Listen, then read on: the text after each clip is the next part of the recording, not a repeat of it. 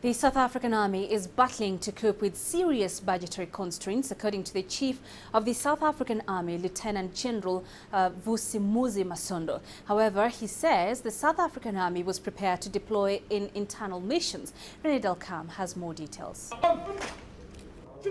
Addressing the media at the Thaba Tshwane Army headquarters, Lieutenant General Vusimuzi Masondo said a shrinking budget and aging equipment were impacting negatively on the morale of his soldiers.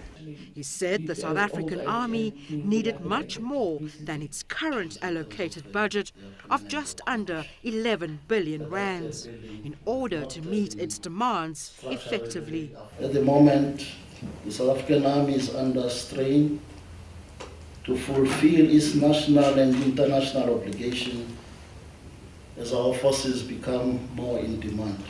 There's an increase in requests for internal and external support that has led to the Army deploying available force levels for extended periods, exceeding what is deemed the international norm. Such strain can only be sustained for a limited period, whereafter mission readiness may become compromised. Lieutenant General Masondo said the South African Army, which has deployments in the Democratic Republic of Congo and Sudan, had fulfilled its commitments for the 2012-2013 financial year. He said this was despite the fact that the South African Army was what he called overstretched, especially when it came to functions such as infantry, intelligence, engineering, as well as signal and support capabilities.